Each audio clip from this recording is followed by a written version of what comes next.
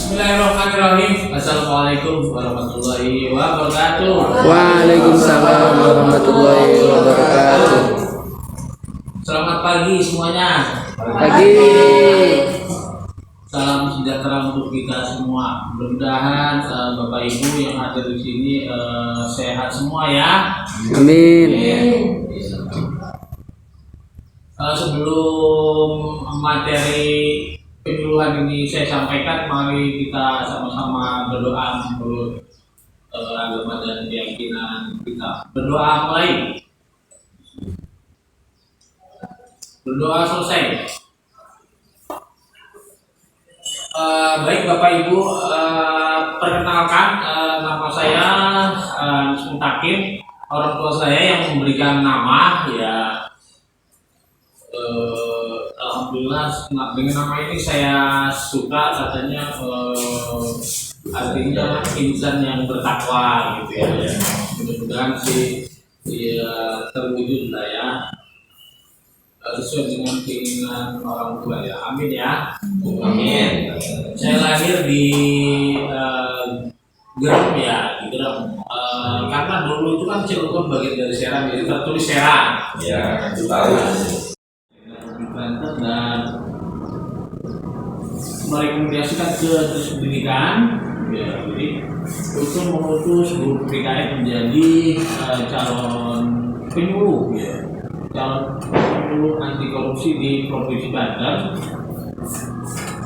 Dan pertimbangannya Pak Gubernur diadakan oleh BPSDM ya, diadakan oleh BPSDM Provinsi Banten bekerja sama dengan KPK gitu, dilakukan secara online menggunakan LMS ya, menggunakan LMS yang punya KPK dan LMS punya BPSDM. Jadi kalau absen kegiatannya itu di LMS Banten Ceria, kalau materinya penyajian materi modul video dan latihan soal itu di LMS KPK seperti itu. Jadi untuk tugas akhir itu saya sebagai peserta diklat dianjurkan untuk mengadakan praktek gitu, dan minimal audiennya itu berjumlah 5 orang, dan alhamdulillah pada pagi hari ini audiennya lebih dari 5 ya, alhamdulillah. Ini juga buat saya selaku penyuluh itu bukan rezeki lah ya. Jadi rezeki itu bukan hanya duit saja Pak Ujo. Jadi kesempatan kita untuk olah ilmi ya. Jadi niatkan saja hari ini ketemu saya itu dalam rangka menuntut ilmu saja. Mudah-mudahan kalau tidak dapat duit juga dapat ilmu ya Pak ya. Kemudian sampaikan banyak sekali itu peran masyarakat ya yang terlibat, dan informasinya kurang lebih baru 2000 penyuluh. Kalau daerah-daerah lain mungkin ya Indonesia Timur begitu berat ya wilayahnya ya. Baik, apakah Bapak Ibu sudah mengetahui korupsi? Mungkin kalau kalimatnya mungkin sudah sering ya Bapak Ibu ya. Tapi mungkin pengertian itu ada beberapa pengertian ya. Baik dari asal usul kata maupun dari berdasarkan undang-undang yang ada. Sebelum kita beranjak ke materi, saya mau kasih soal pretest dulu, dua soal yang harus diisi oleh Bapak Ibu. Yang pertama, silakan begitu tulis. Yang pertama, Bapak Ibu, korupsi itu adalah ini gitu ya. Ya singkat aja atau panjang boleh. Atau sekarang mah singkat aja, nanti mungkin kalau panjangnya mungkin proses ya.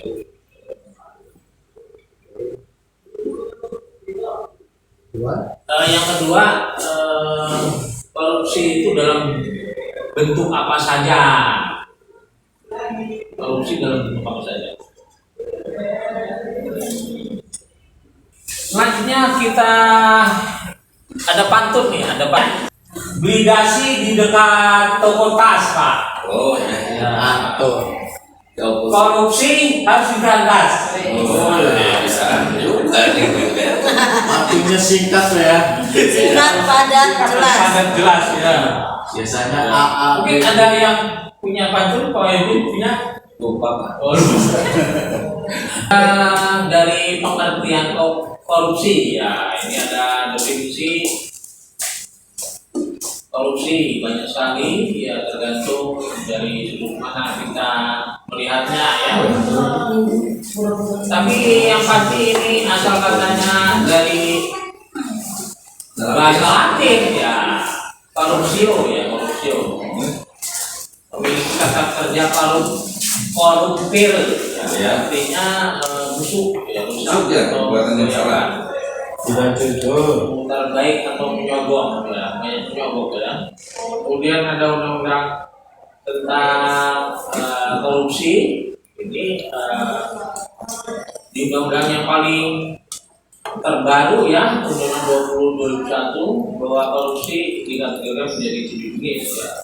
Merugikan negara, penyuapan, pemerasan, penggelapan, jabatan, kekurangan, benturan kepentingan ya, dalam pengadaan barang dan serta gratifikasi ya. Mungkin ada kemudian faktor penyebabnya adalah keserakahan manusia ya, adanya kesempatan ya, kata Bapak dulu ada kesempatan ya. Iya. Kemudian ada kebutuhan ya, butuh duit kata Pak itu ya. Iya. Mungkin ada lagi ya, tadi karena faktor dipaksa, bisa juga faktor dipaksa ya, dipaksa oleh atas. Jadi ada KUHP itu mengatur tentang juga kata korupsi maling ya, tidak mengambil barang milik orang lain. Tapi kalau korupsi kan tidak harus selalu barang. Iya. Jadi harus ada undang-undang khusus. Gitu. Itu dari tahun 60, kemudian tahun 71, Undang-Undang 3199 ini sejak reformasi ya. Jadi kalau ini sejak reformasi ya, ini reformasi. Jadi sebelumnya sebenarnya sudah ada ya, sudah ada. Jadi sejak reformasi itu ada undang-undang tentang pemberantasan tindak pidana. Ini baru ada KPK itu di 2002 ya. Sekarang 2022, jadi 10 tahun ya. Baru 10 tahun ya. Iya. Benar nggak Koco ya? Benar sekali. Baru 10 tahun. Jadi perjalanannya panjang ya.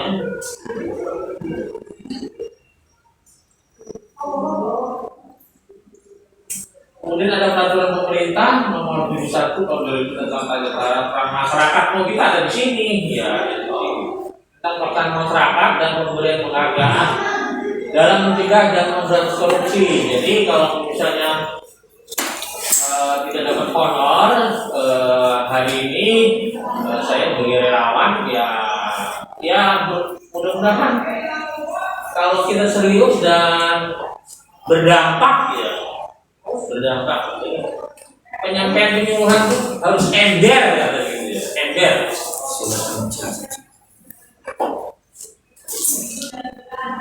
Efektif ya, menyenangkan dan berdampak gitu, ember ya. Ya. Jadi kita nanti berada di sini ya, saya dan nanti Bapak Ibu sekalian nanti bisa melaksanakan peraturan pemerintah ini ya. Mungkin nanti gubernur sebagai kepala daerah atau bupati dan wali kota juga bisa menindaklanjuti PP ini. Bagaimana caranya masyarakat itu terlibat dalam pencegahan ya, pencegahan Pak. Jadi masyarakat tuh mencegah ya, terutama menghindari ya, menghindari perilaku korupsi itu ya.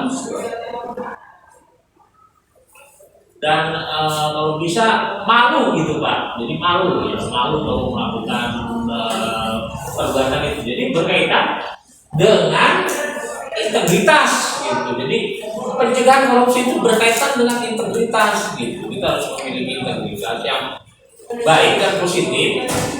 Dan kita sebagai guru katanya itu sebagai orang tua ideologis, Pak.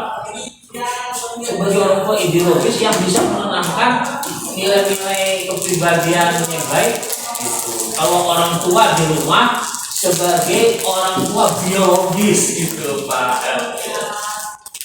Jadi orang tua di rumah, ibu Riz itu sebagai orang tua biologis, sedangkan kita di sekolah sebagai orang tua ideologis gitu istilahnya. Iya. Baik, kita lanjutkan.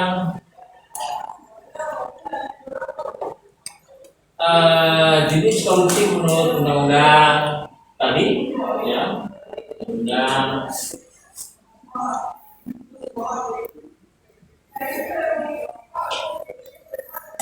ya. Jadi apa itu korupsi? Adalah yang memenuhi unsur melawan hukum, ya, dengan sengaja melawan hukum. Kemudian ini ada keuntungan menggunakan jabatan, ya, mungkin ini yang ASN, ya, ASN mungkin dalam pengadaan, ya, ada jabatan. Mungkin kalau ada yang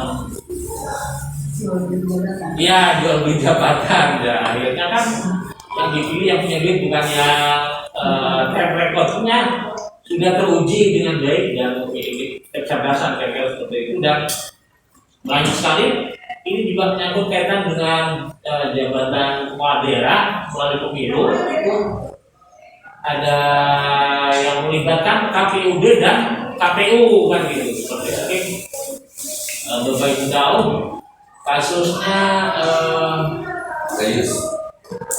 kalau Gayus pajak, Pak. Ini Gayus tentang jabatan itu, jabatan kepala daerah misalnya pemilihan kepala daerah di Lebak, Pak. Oh iya. Ya, yang melibatkan hakim AM, ya, berinisial AM, gitu kan. Sampai sopirnya dikasih mobil Mercy gitu kan, ya. Atas namanya sopir, Pak. Itu jadi kalau tidak ketangkap nih hakim AM, itu yang menang yang kalah, Pak. Yang mana? Yang akan dimenangkan itu yang kalah. Oh iya. Yang mana ya? Ya, yang akan dijadikan pemenang oleh KPUD Lebak itu yang kalah. Untungnya ketangkep hakim itu dan ya tidak jadi, ya, memperoleh suara tertinggi lah itu apa itu ya. Dulu berapa tahun? Pak kurang tahu itu ya hukumannya, Pak. Nanti kita bisa charging ya, Pak. Hukuman hakim Mahkamah Konstitusi yang bernama AM itu dihukum berapa nanti? Di luar sesi ini aja, Pak ya. Oh iya, tenang aja. Yang penting ada konsumsi lagi.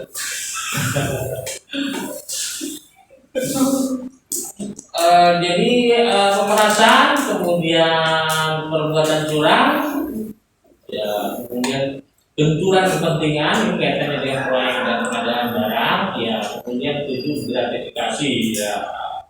Apakah Bapak Ibu sebagai guru pernah menerima gratifikasi? Ya, ada yang iya, ada yang enggak ya. Ya. Pak Ucu itu pernah. Secara online juga dirubah ya. Ada perkataan menerima suap yang licin di atas meja, kemudian juga beralih dari di atas meja menjadi di bawah meja gitu. Sekarang mejanya juga diambil gitu. Ada yang berkata seperti itu. Nah, mungkin ada yang tidak terbahas di sini, nanti kita tanya jawab saja. Yang ketiga adalah pendidikan masyarakat. Nah, adanya di sini ya kita ya preventif, melakukan pencegahan melalui sekolah tadi, melalui perguruan tinggi dan melalui komunitas. Jadi Bapak Ibu yang hadir di sini nanti setelah penyuluhan singkat ini bisa bisa membuat komunitas, misalnya guru semagda anti korupsi begitu, atau guru semagda berintegritas gitu, misalnya seperti itu. Di Banten ini ada sekolah swasta yang sudah membentuk sekolah integritas namanya SMA Bina Insan Mandiri. Wah, coba Pak Badri itu ada di mana itu ya? SMA berintegritas anti korupsi. Nah, itu ada SMA Bina Insan Mandiri di mana ini ya? Di Wayangkoro. Wayangkoro. Oh iya, sekolahnya masih muda itu ya, luar biasa ya. Kapan setelah dibanding Pak? Nanti Pak setelah pemilu ini ya. Nah, ini program tindak lanjut ya. Ya, sekarang ini dampak saya punya presentasi yang lebih khusus lagi, dampak ya.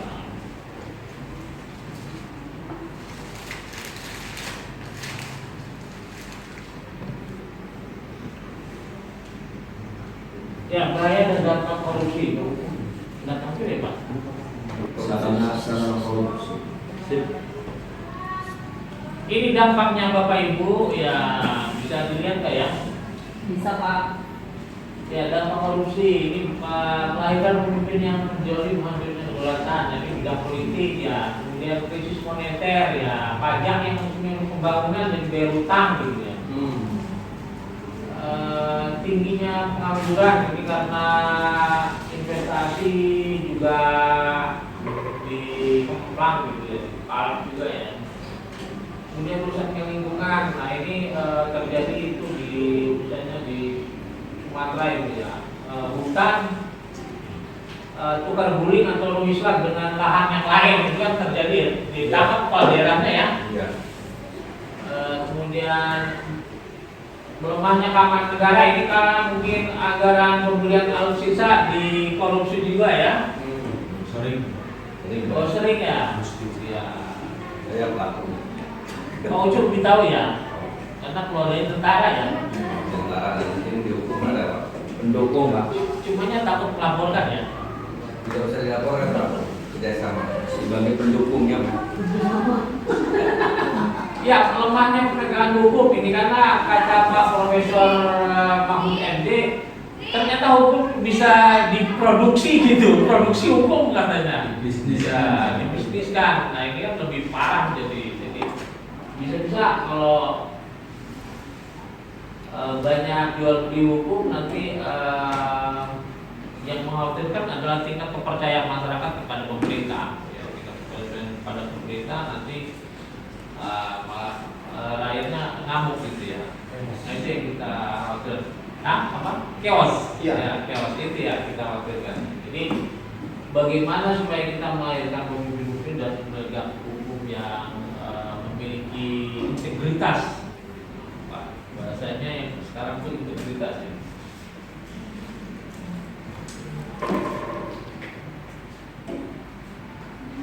Nah ini mungkin uraiannya ya dalam bidang politik. Jadi milih yang bayar kan gitu ya, tidak melihat dampaknya seperti apa.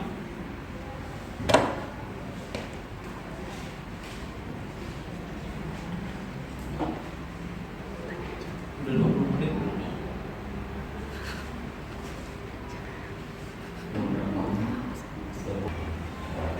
Jangan kaku Pak. Yang berusaha. Ya baik, mungkin uraian materi yang sudah saya sampaikan secara singkat ya, karena waktunya juga terbatas. Dipersilakan Bapak Ibu yang mengajukan pertanyaan. Pak, mungkin yang mau bertanya Ibu Fatimah yang Ibu Fatmah ya. Silakan. Iya ya. Baik, terima kasih untuk kesempatannya Bapak. Assalamualaikum warahmatullahi wabarakatuh. Waalaikumsalam warahmatullahi wabarakatuh. Perkenalkan, nama saya Fatmawati. Saya izin bertanya Pak, apakah pemberian hadiah kepada guru atau wali kelas itu termasuk dalam tindakan gratifikasi Pak? Ya, itu aja Pak. Terima kasih. Ya, bagus sekali pertanyaannya. Kasih aplaus untuk Ibu Fatmawati. Ya, sangat dilematis ya kita sebagai guru, mungkin wali kelas yang sering menerima hadiah ya, mungkin dari wali kelas. saya belum pernah jadi wali kelas Pak. Kebetulan, mudah-mudahan janganlah ya, ngajar aja. Lu izin waktu itu wali kelas. Oh pernah saya dikasih? Ya mungkin ada yang pernah, ada yang tidak ya. Tapi itu secara definisi masuk gratifikasi Bu. Ya. Tetapi katanya karena masyarakat Indonesia itu punya sifat kepribadian kekeluargaan katanya. Jadi sepanjang istilahnya 100-200 begitu ya itu masih bisa dimaklumi ya, masih bisa dimaklumi. Jadi kalau secara definisi itu sudah gratifikasi, tapi mungkin karena sifat Indonesia itu keluargaan ya mungkin menjalin silaturahmi mungkin aja ya alasan. Tapi kalau misalnya hadiahnya kain batik 2 juta, nah itu baru mungkin jangan sampai. Makanya kalau tadi saya juga pengen bertanya sama yang SMA apa itu insan tadi ya, kira-kira ada batasan nggak gitu yang harus sampai? Tapi sebaiknya sih kalau bisa menolak gitu. Kalau misalnya jumlahnya sudah terlalu besar sih sebaiknya menolak. Tapi kalau masih ya 100-200 gitu untuk sekedar menyambung apa? Menyambung persaudaraan ya Pak, menyambung apa? Silaturahmi. Iya. Masih bisa ditolerir ya, masih bisa dianggap wajar Pak. Ya, mungkin ada jawabannya lain-lain, nanti kita cari jawabannya ya. Mungkin untuk sementara jawaban dari saya seperti itu. Dan kalau hadiahnya itu mungkin terlalu besar ya jangan sampai. Mungkin biasanya sih kalau di atas 5 juta itu baru diproses. Yang proses kan bukan KPK Bu, karena KPK itu ranahnya itu di atas 1M biasanya. Kalau di bawah 1M itu kalau di daerah biasanya diserahkan ke kepolisian. Ya seperti kasusnya bukan gratifikasi tapi kasus itu pengajuan tender apa itu alat peraga di Pandeglang pernah. Itu padahal sekolahnya 30 juta kan, itu kecil ya proyek 30 juta itu. Tapi aparat PTD ya dan Pipro-nya kena gitu ya. Jadi mungkin kalau hanya 5 juta ya mungkin itu urusannya Pak Polisi bukan urusan KPK. Karena gini, karena dampak dari korupsi itu mungkin menimbulkan biaya sosial, nanti yang uang yang diambil hanya 10 juta, tetapi untuk biaya proses hukum dan makan di penjara justru lebih mahal. Nah itu yang harus kita hindari, makanya harus dicegah perbuatannya. Sebab bisa jadi kalau uang yang diambil itu kecil gitu. Kalau dilakukan penindakan hukum, nanti bisa-bisa negara malah rugi gitu. Jadi ada hitung-hitungannya Bu. Ini kira-kira nih negara nambah rugi nggak kalau dilakukan penindakan hukum seperti itu? Berarti kalau seperti itu gratifikasi itu ada kategori nominal yang mana yang akan diproses dan yang mana yang tidak diproses gitu dong? Kira-kira seperti itu. Ya. Kalau misalkan terjadi secara terus-menerus dengan nominal yang tidak besar misalkan. Iya. Nah, itu apakah iya tidak merugikan gitu Pak? Oh tetap merugikan gitu. Kalau itu uangnya sumbernya dari negara, tapi itu yang harus dilakukan oleh kita melakukan penyuluhan gitu. Kalau kita sepakati gratifikasi itu termasuk tindakan pidana korupsi dalam bentuk apapun misalnya. Iya. Itu gimana Pak? Oh boleh aja, boleh. Itu sebuah komitmen namanya. Komitmen dalam menanamkan integritas gitu. Mungkin itu aja. Mungkin hari ini, mungkin lain waktu kita ketemu lagi. Iya. Ya, terima kasih. Dan kita lakukan post test ya. Post testnya mungkin soalnya seperti tadi aja, mungkin kalau bisa diperbaiki ya diperbaiki jawabannya supaya nilainya 100 kan gitu. Dan nanti akan saya laporkan target sasaran dari nilai pretest dan post test baik sekali kan gitu ya, seperti itu. Demikian Bapak Ibu, kurang lebihnya mohon maaf. Saya ucapkan billahi taufik wal hidayah. Wassalamualaikum warahmatullahi wabarakatuh. Waalaikumsalam.